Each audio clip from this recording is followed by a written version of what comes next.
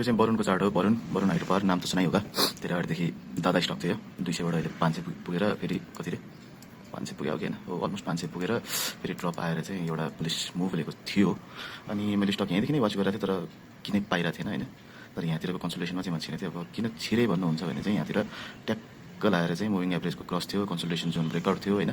एउटा consultation John भन्छौँ हामी, कन्सल्टेसन जोन ब्रेकआउट थियो। यता डबल बटम प्याटर्न पनि थियो तर यहाँतिर यसले रेजिस्टेन्सलाई रेस्पेक्ट गरेर तल झरेर एउटा कन्सल्टेसन गरेर पावर स्ट्रेन्थ गेन गरेर यहाँ जब आरएसआई 60 ओभर भएर एउटा सानो मिनी स्विङ लिएर चाहिँ जाँदाखेरि यो जोन ब्रेकआउटमा चाहिँ म छिर्यो। यता मुभिङ एभरेज पनि ब्रेकआउट छ हैन।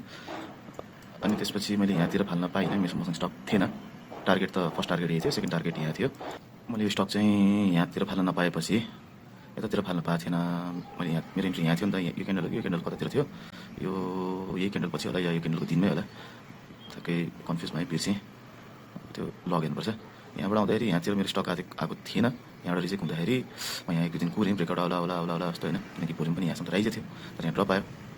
अनि यहाँतिर पनि ड्रप आयो। ड्रप आएको मिन्स अझै माथि जान सक्छ। यहाँ यो क्यान्डलले चाहिँ मलाई ओ माई गड जस्तो भएको थियो तर आएन है। यहाँ पनि बेचिनँ मैले, यहाँ यो क्यान्डल पनि कुरेँ तर यो क्यान्डलको भोलि मलाई ठिक लागेन, यो पनि कुरेँ म। त्यो पनि अब हामर हतौडा हानिरहेको थियो यता रेजिस्टेन्समा होइन, यतिचोटि टच भइसक्यो। यहाँतिर त जाला नि त भनेको यो साला क्यान्डल झन् रातो आइदिएर होइन इक्वल हाई बनाएर चलाएपछि मलाई मनै परेन, मैले फाल्दिनँ फुट्दै है। आएपछि अब साथीसँग डिस्कस नै भएको थियो यहाँतिर ब्रेकआउट दिएला जस्तो छ भनेर, तर दिएन। अब लक्किली प्राइस चाहिँ मेरै सोचेको डिरेक्सनमा तल आयो। यहाँतिर उठाउँछ हुनसक्छ अब, यहाँतिर उठाउँदा अझै पनि एउटा मुभ आउला कि चान्स छ, लिँदा हुन्छ बरु यतातिर सिनेरी हेरेर। तर सेकेन्ड टार्गेट अलिक मिड चाहिँ होला कि नहोला, अब सेकेन्ड इन्ट्री गऱ्यो भने सायद है। अब यहाँ एउटा अर्को एउटा नि मुभ आउनसक्छ है। यहाँ चाहिँ दुईवटा प्याटर्न छ, एउटा चाहिँ डबल टप भन्छौँ यसलाई, दुईवटा इक्वल के भन्छ प्राइसलाई रिजेक्ट गरेर चाहिँ तल आइरहेछ। तर यहाँतिर अर्को सिनेरी चाहिँ के छ भने चाहिँ आरएसआई डाइभर्जेन्स चाहिँ अब सबैले बुझ्दैन होइन, बुलिस आरएसआई डाइभर्जेन्स भन्छौँ।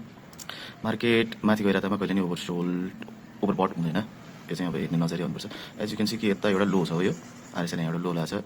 मानौँ अब यहाँ पनि एउटा ग्रिन क्यान्डल आउनु चाहिँ बाँकी छ, यो पनि एउटा लो नै मानौँ न, या लो अर्को यहाँ हुनसक्छ होइन। तर एउटा ग्रिन क्यान्डल आयो भने चाहिँ एउटा आरएसआईले यहाँ एउटा स्विङ लिन्छ होइन। तर अहिलेको सिनेरीमा हेर्दाखेरि के भयो भनेपछि प्राइसले के भन्छ यसलाई हायर लो बनाएको छ, लो राई कन्फ्युज छु है म पनि, बुझ्नु होला। यहाँ हेर्नु भयो भने चाहिँ यसलाई चाहिँ हामी भन्छौँ हिडन बुलिस डाइभर्जेन्स। अब दुईवटा प्याटर्न छ, यहाँ डबल टप पनि छ। डबल टप मिन्स कि प्राइस यहाँसम्म अझै रिट्रेस हुनसक्छ यता होला ट्रेन लाइनमा। अनि यहाँतिर हेऱ्यो भने चाहिँ डाइभर्जेन्स देखिरहेछ, अब त्यो के भन्छ त्यसलाई त्यो भएको छैन कन्फर्मेसन।